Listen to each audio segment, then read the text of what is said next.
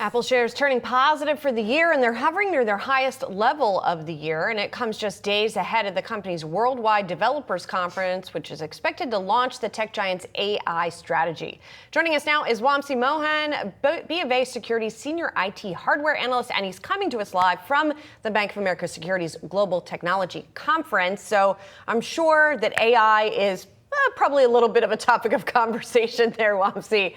Thank you so much for joining us. So what do you expect from that Worldwide Developers Conference? I know there's been a lot of talk about an AI-powered Siri. Is that kind of the centerpiece that you're expecting? Yeah, thanks for having me, Julie. I'm delighted to join here from our BofA Global Tech Conference in San Francisco. Look, I think that the setup here at the Worldwide Developers Conference is kind of interesting. This has typically been not a huge event, right, from an investor perspective, but this time around, I think things are a little bit different because you do have these two demos that have happened from large tech companies, including OpenAI and Google. And when you look at sort of what the capabilities of the phone can be, that's where the imagination sort of like starts to run now. We're written that the next real upgrade is going to be called an intelliphone, in our opinion, right? Like you're going from a smartphone, the step function change you got from a feature phone to a smartphone, you're now replicating that kind of productivity improvement in an intelliphone, which what we mean by that is really that you're going to have all these AI agents at the back end going and doing a lot of tasks for the user, so making productivity significantly better. So we hope to hear a lot of these announcements that provide developers the hooks to enable these apps that can then get plugged in. From a conversational standpoint, it's not going to be immediate, but at the same time, we think that enhanced Siri Kit, for example, will be something that would fit where using Siri, you can better integrate into the apps themselves and then be able to have a conversational dialogue and manipulate the app, ask the agent or the AI app to come back with information, preserve that context over time, and then go back to it, right? So we'll change in the way that we use these phones. And so that's why this developer conference is a lot more significant. I mean, there's going to be the standard set of all the tools that we kind of are more commonly and broadly available, including photo and video, image editing, and all these fancy tools that can get enabled with, automatic playlists and stuff like that using AI. But we think the real productivity announcements have to come about the hooks of what you can do from a conversational AI standpoint that they will enable developers to have those hooks in. Wamsi, I'm curious, as Apple pushes harder into Gen AI and the reports and the rumors are flying fast, who they might partner with, maybe it's OpenAI, maybe it's Google. I'm curious, Wamsi, which way you think the money would flow. Do you think Tim Cook would be paying Sam Altman or Sam Altman's paying Tim Cook?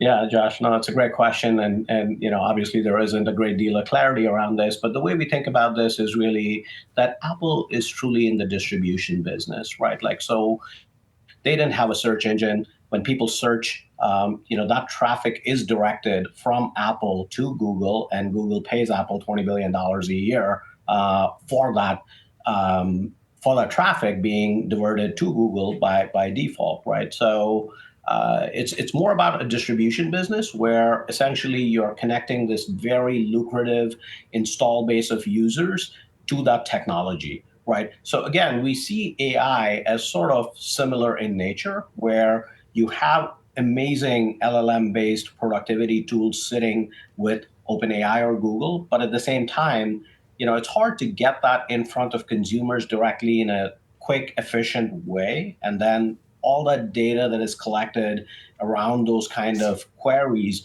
will enrich that whoever the provider is by a very large amount of magnitude. It's the same as what happened with Google and Microsoft in some ways.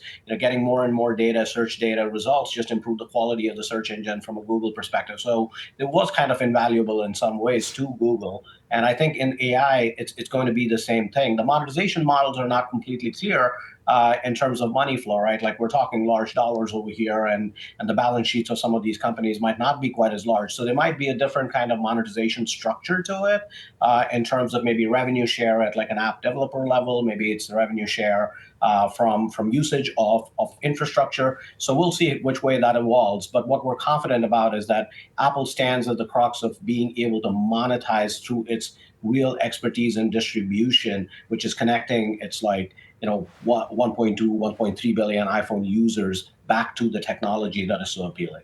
Wamsi, are you at all concerned still that all this stuff is not quite ready for prime time? I mean, anecdotally, when you do a Google search now and it automatically uses the AI, I don't know if I trust that stuff, right? So, and we've heard multiple reports of it being kind of giving wrong answers or answers that make no sense.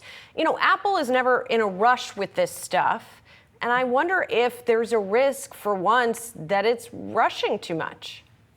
Yeah, no, it's a good question, Julie. And as you point out, like Apple is very, very measured in its ability to sort of expose tech to consumers and make sure that the tech is kind of ready in some ways. And so what we expect is that there will be maybe an additional orchestration layer of sorts that Apple might introduce to keep things true. So let's say that there is a query and you come back with some results. Maybe there is a filter that Apple will use on top of this to ensure that whatever is the response is compatible with what Apple sort of agrees that this is a qualified response. And I mean, when we're going into the domain of generative AI, it becomes kind of a difficult engineering challenge. So I would say that there's probably going to be a lot of stuff that would be done on device, which are going to be much smaller parameter models, maybe 10 billion parameter models that are going to be run on device for a lot of basic queries. I think if you've got something else,